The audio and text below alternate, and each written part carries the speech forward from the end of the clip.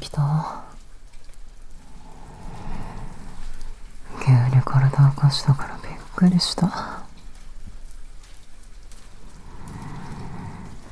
大きい明かりをつけないで。ベッドの横の小さい方だけつけるね。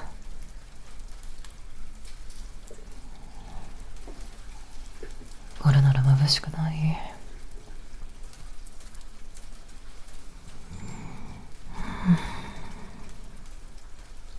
今は目を閉じなくてもいいよ。眠るために急いで暗いところへ戻らなくていい。まずはこの部屋に帰ってきたことをゆっくり確かめよう。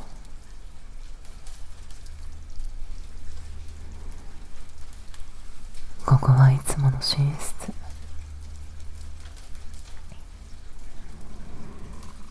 カーテンは閉まってる。ベッドの横には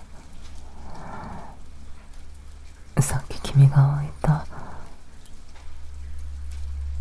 お水がある。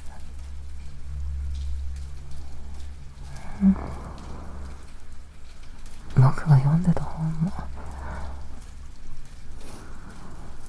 開いたまま伏せてあるね。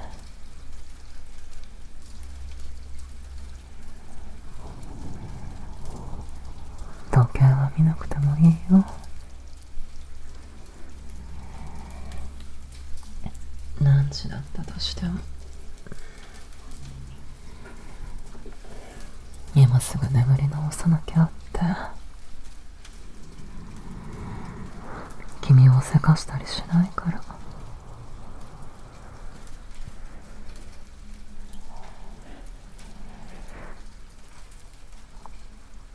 怖い夢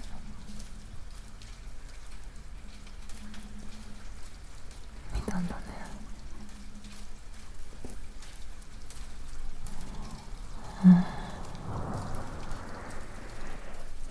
まだ少し息が落ち着かないね。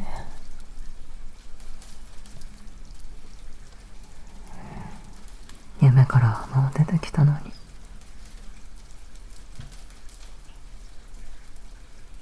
体の方がまだあの場所にいるみたいに驚いてる。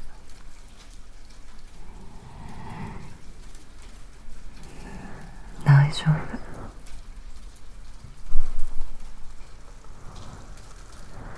すぐに平気な顔に戻らなくてもいいよ。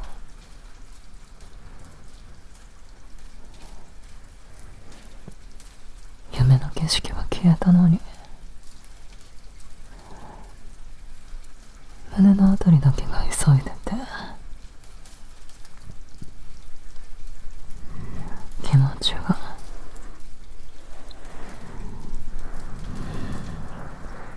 この部屋に追いつくまで少し時間がかかる。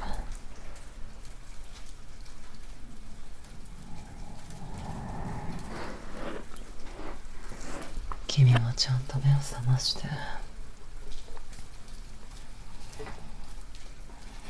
ここまで戻ってきてる途中だから。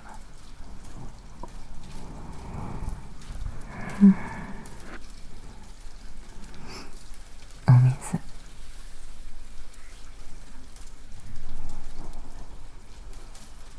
一口飲む？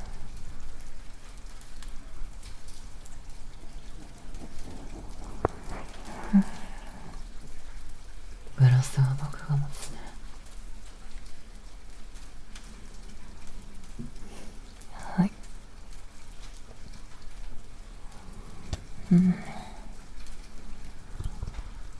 起きたばっかりだから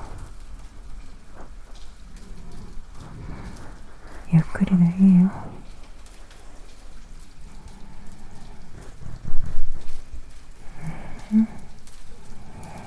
それくらいで大丈夫。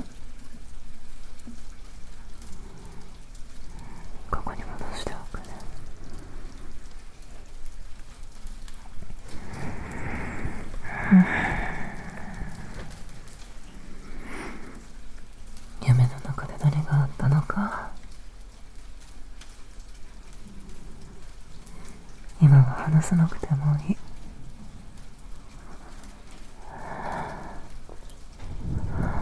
誰が出てきたのか、どこにいたのか、何が一番怖かったのか、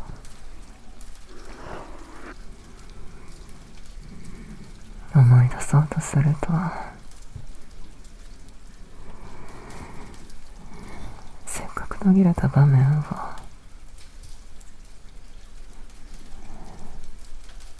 また最初から繋いでしまうこともあるから。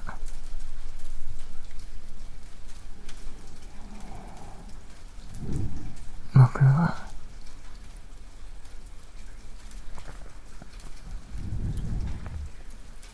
内容を全部知らなくても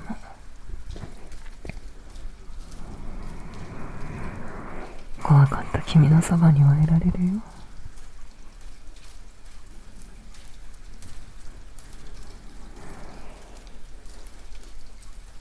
何から逃げていたのか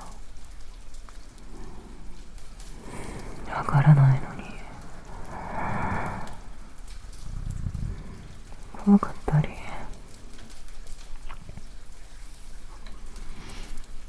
起きた瞬間にほとんど忘れたのに、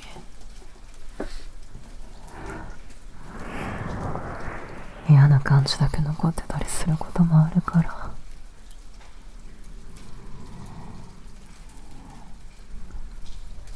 うまく説明できない怖さも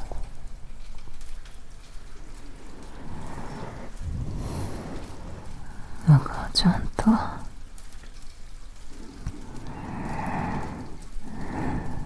怖さとして受け取るよ。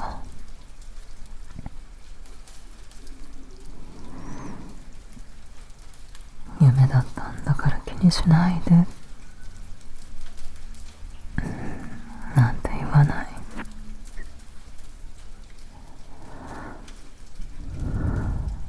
夢の中では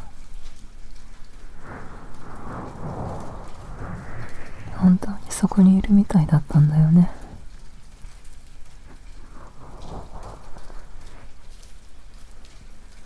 だから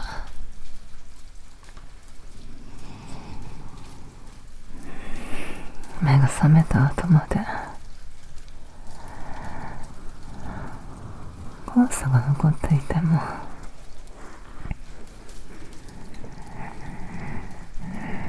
変なことじゃない。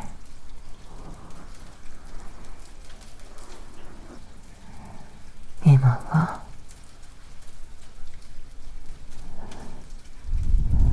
夢の説明より戻ってきた君を迎える方を先にしよう。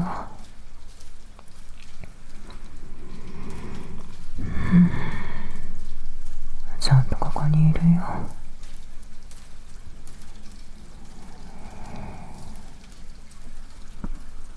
さっきまでの場所じゃなくて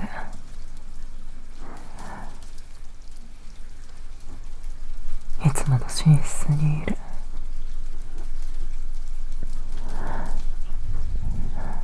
もう一度眠ることはまだ考えなくていいからね。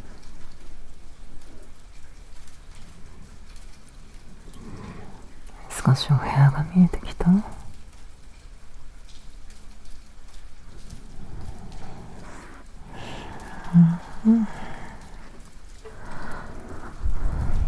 も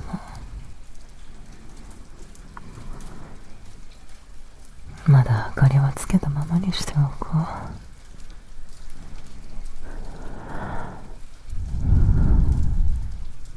怖い夢を見ると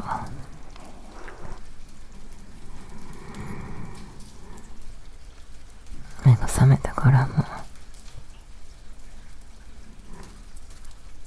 意味を探したくなることがあるよね。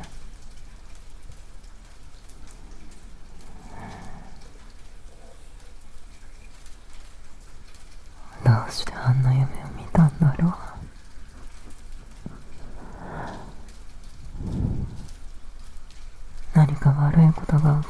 実なのかな。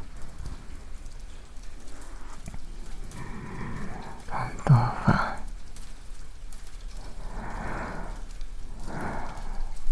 自分があんなことを考えているのかなっ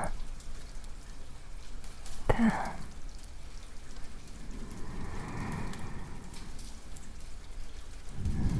でも今夜は夢の中の出来事を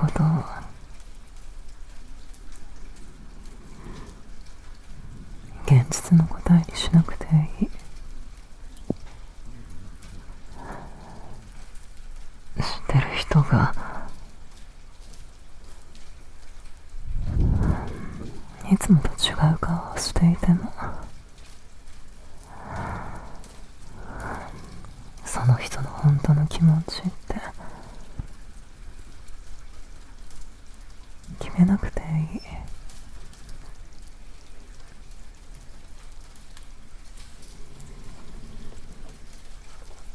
君が何かに間に合わなかったとしても、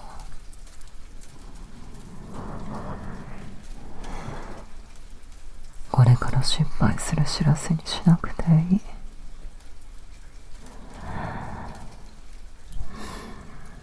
い。よくわからない場所で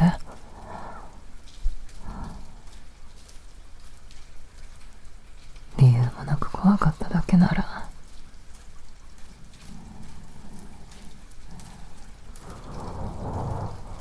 無理に物語を完成させなくてもいいんだよ。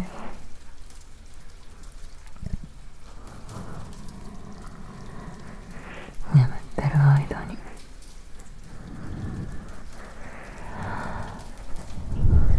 覚えていた景色や声や心配事が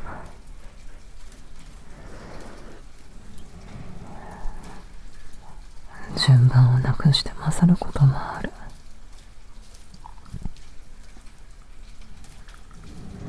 今夜の夢も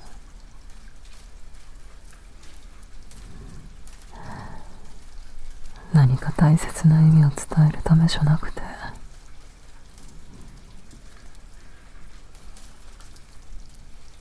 ただ絡まった場面だったのかもしれない。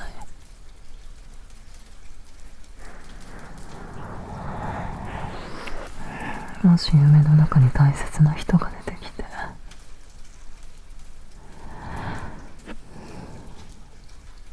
現実では言わないようなことを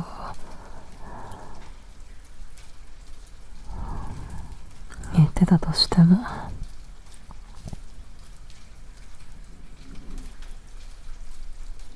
その人の本音を聞いたことにはならない。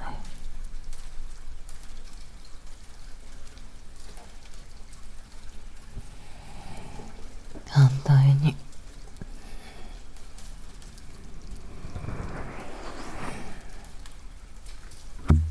夢の中の君が現実の君なら選ばないことをしていたとしても、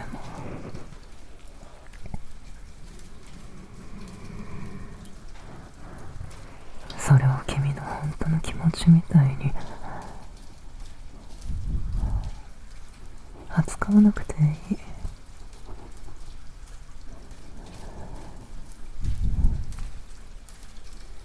夢の中では場面も気持ちも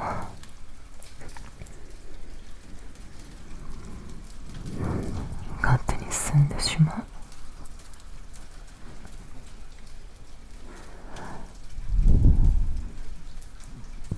目が覚めた君が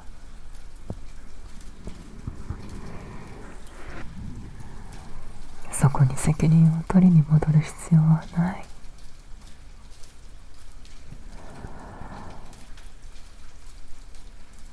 今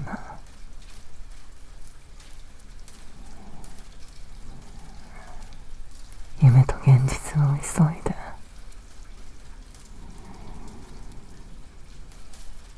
結びつけなくて大丈夫。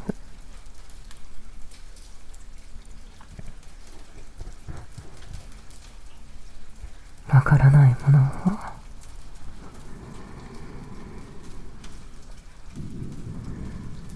わからないまま終わらせても大丈夫。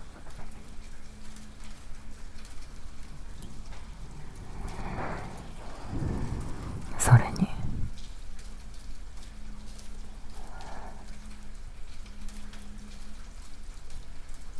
夢くらいでこんなに怖がるなんてって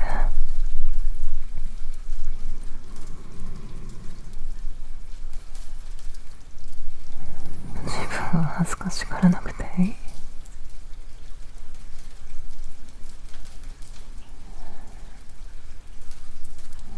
もうさって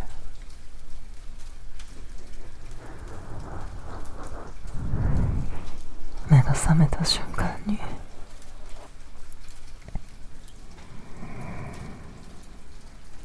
夢と一緒にきれいに消えてくれるとは限らないから。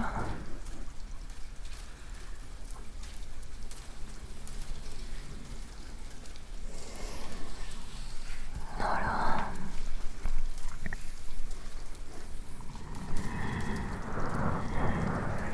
シーツを握っていた指が少しずつ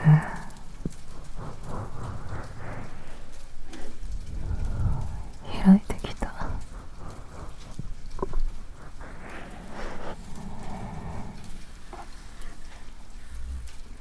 ここには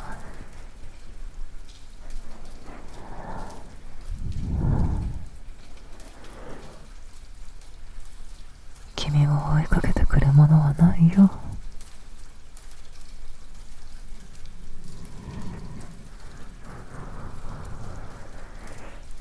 閉じたカーテン、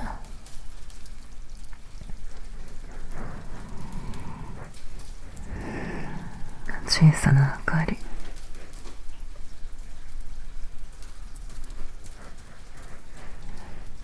ベッドの横の水、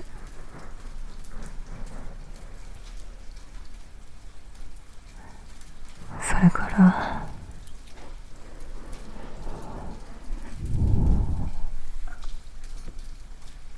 寝ぼけたままの君を見ている僕。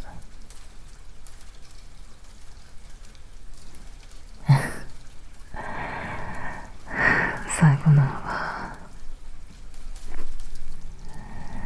少しくらい安心する材料に入れてくれてもいいでしょう。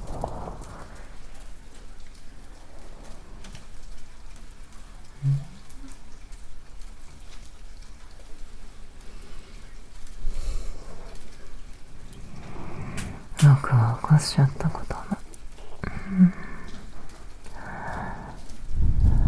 気にしなくていいよ。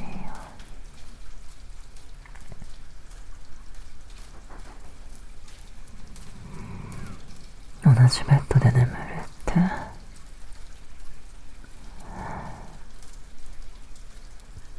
静かな夜だけを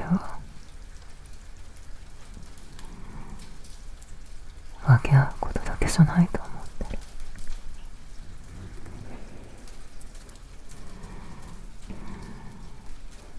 君が急に起きたとき、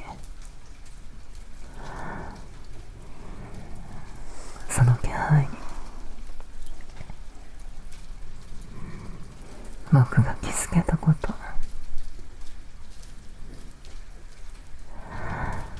怖かった顔を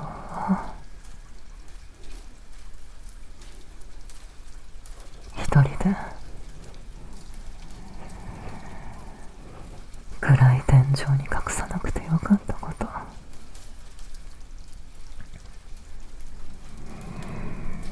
僕はそっちの方が大事。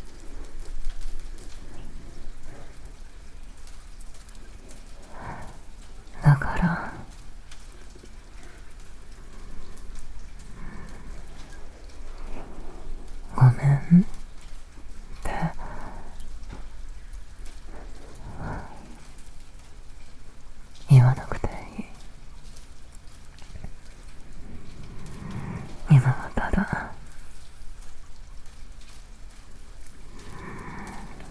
夢から戻ってきたばかりの君でいて、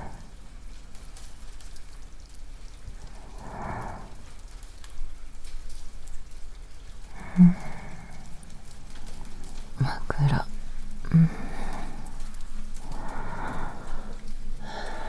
持ち上げるね。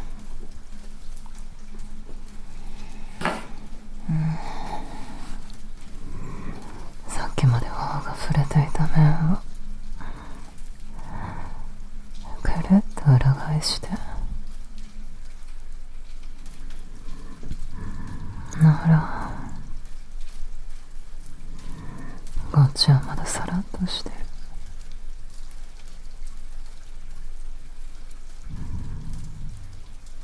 枕の角も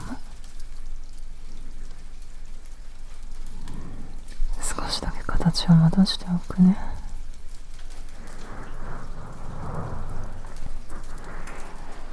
長くしすぎず、首が楽になるくらいに。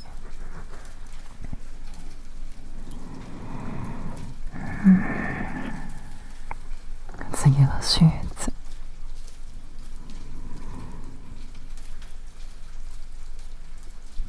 君が急に起きたとこだけくしゃっと集まってる。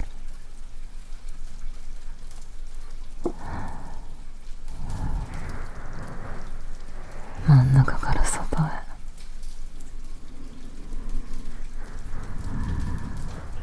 手のひらでゆっくり。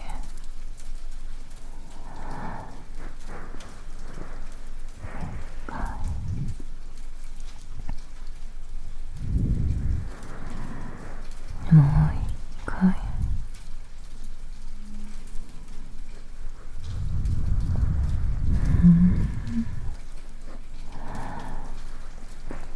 背中に当たりそうなシワはなくなった。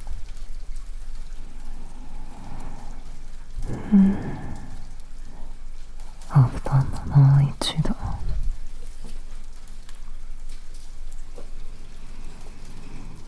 空気を入れて、足元までまっすぐ。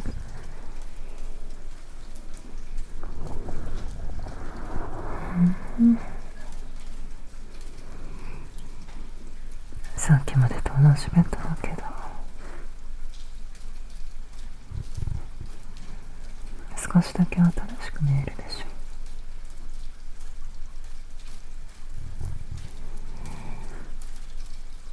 夢を消すためのおまじないじゃないよ。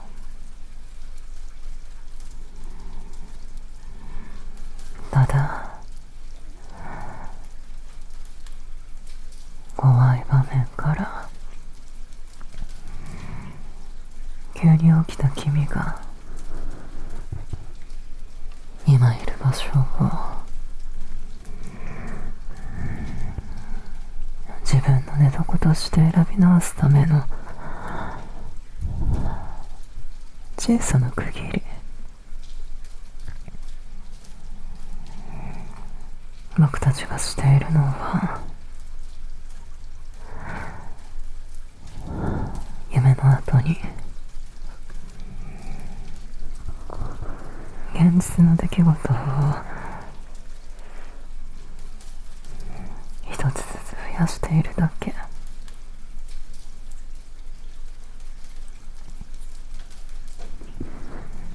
君の夜は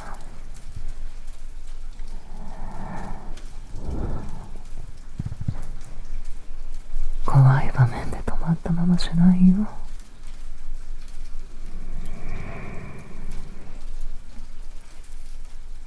乱れたままのところへ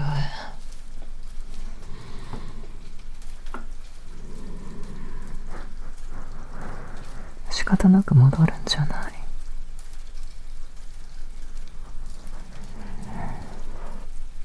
枕の向きもシーツのシワも布団の中の空気も整整えて、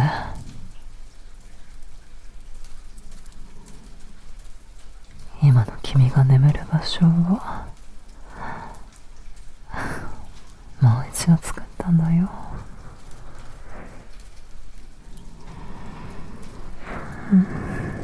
枕、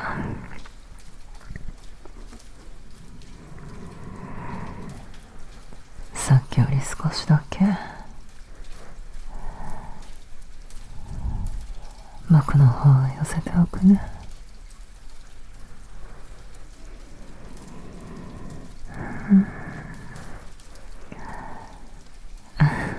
近すぎない？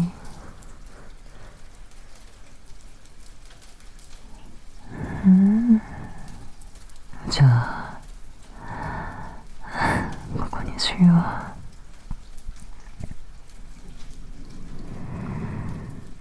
お水は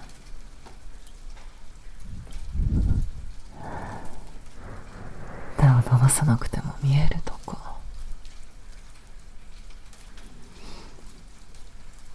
明かりのスイッチは僕のそば。君はも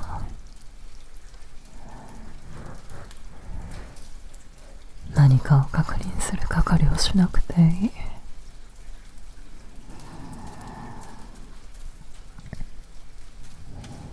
なら、手で触ってみて。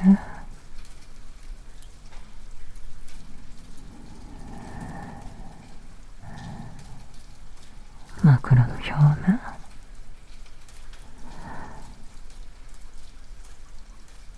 さっきより少しひんやりしてる。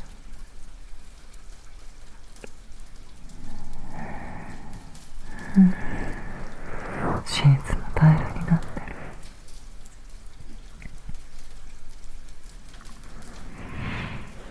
どちらを向いて眠るかも君が決めていいよ。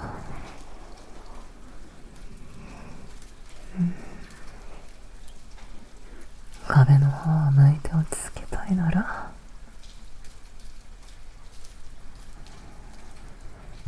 そっちでもいい。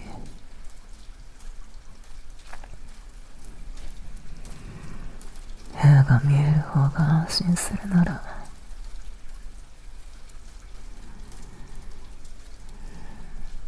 僕と同じ向きにしよ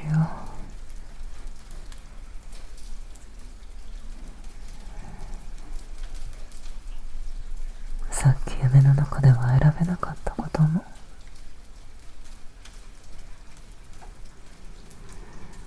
ここではちゃんと君が選べるからね。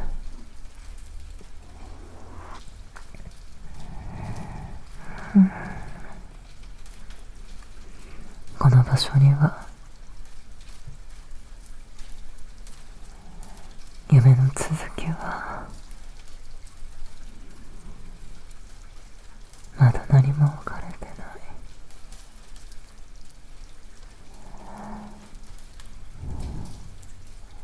今から横になる君のために開けた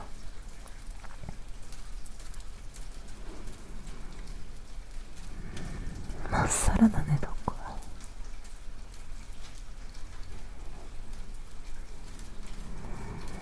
眠れそうって思えなくても大丈夫。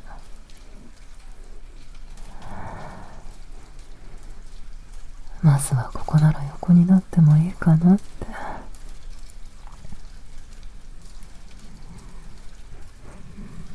それくらいで十分だよ。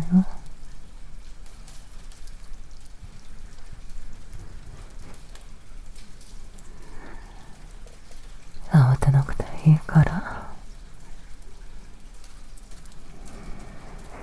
ゆっくり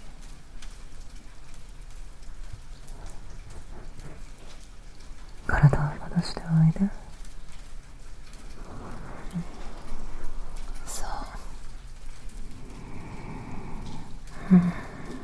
枕は裏返した枕の真ん中へ。お布団は今の君が落ち着くところまでかけよう。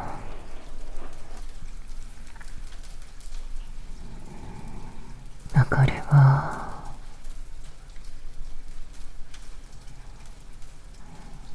もう少しつけておく。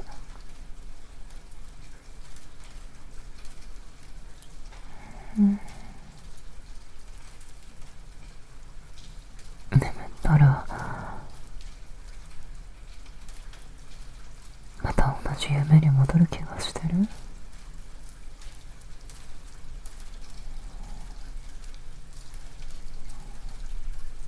そう思うとまぶたを閉じるのが少し怖くなるよね。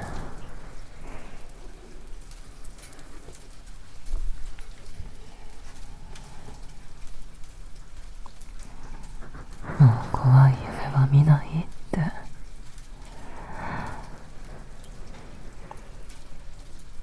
僕には約束できない。でも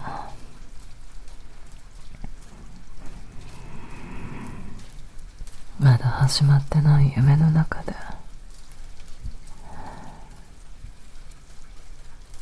今から待ち構えなくてもいいよ。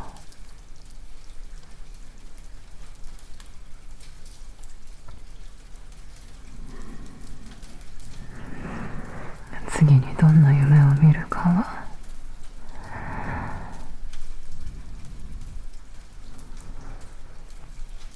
今の君が見張っていなくても大丈夫。目を閉じた後、さっきの景色が一瞬だけ浮かんでも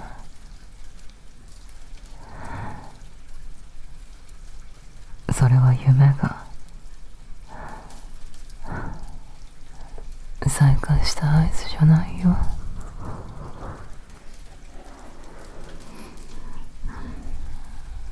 目が覚めたばかりの頭に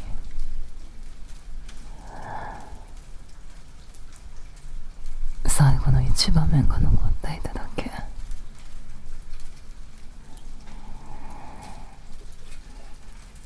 続きを確かめようとしなくていいし、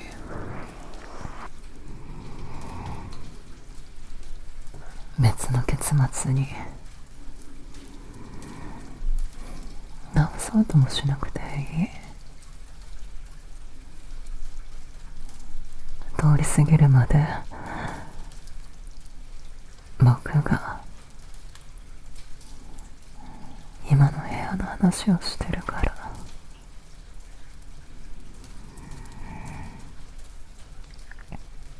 それに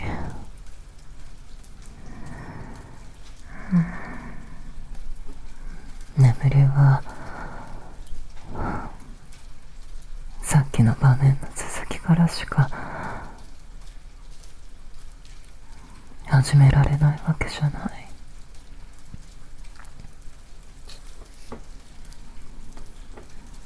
一度目を覚まして小さな明かりをつけて水を飲んで僕と一緒に寝床を整えた。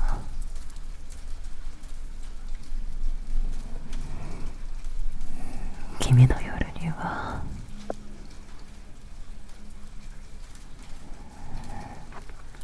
もう新しい場面がちゃんと増えてる。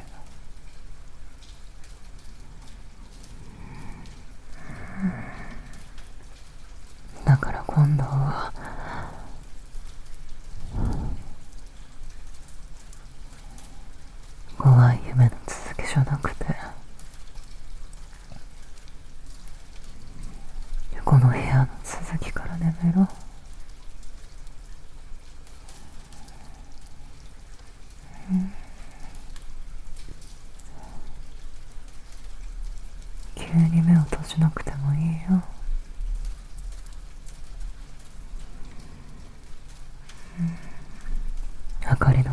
ぼんやり見ていて、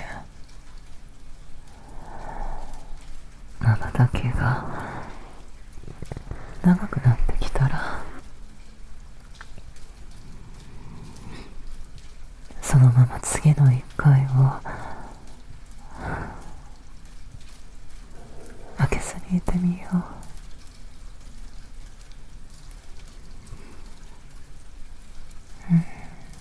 今みたいに開けたくなったらまた開けてもいい。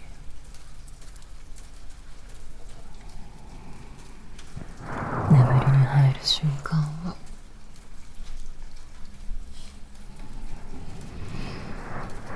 上手に見つけなくていいからね。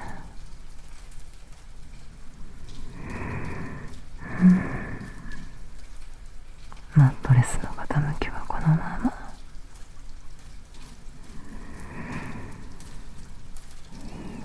本も水も明かりのスイッチも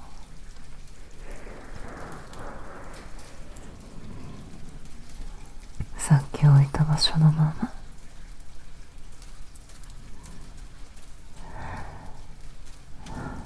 君が目を閉じてもお部屋は勝手に別の場所へ変わったりはしない。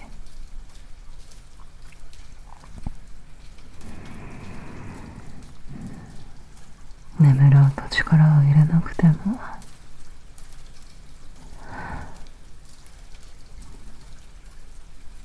瞬きの間が少しずつ長くなって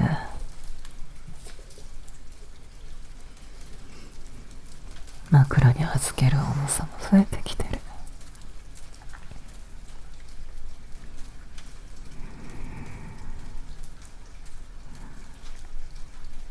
もう夢から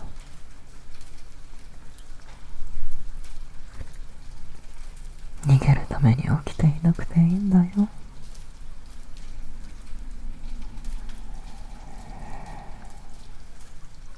ここが安全か確かめ続ける役目も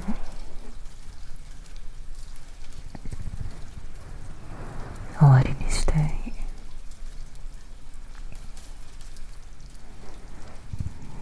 いい。今は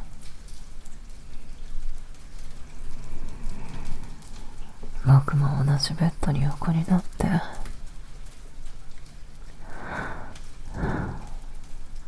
君と同じ夜の中にいるから。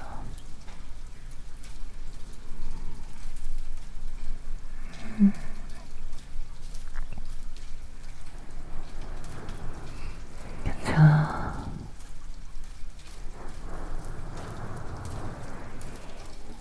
明かりも消そうか。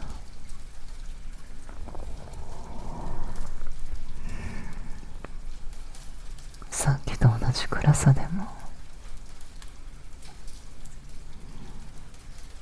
今度は枕がまっすぐでシーツもシワになってない。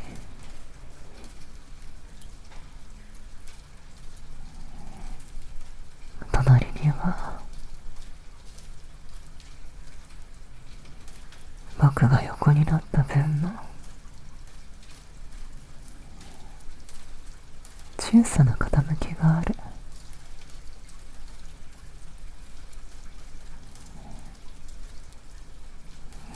怖かった君を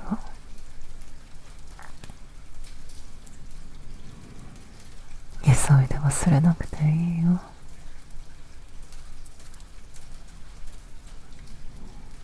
その君ごと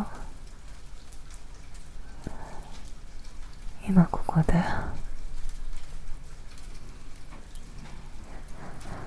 眠り直せばいい。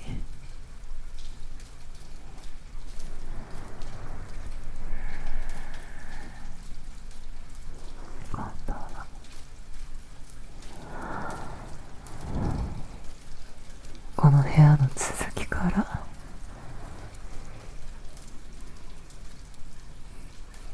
一緒に眠ろうね。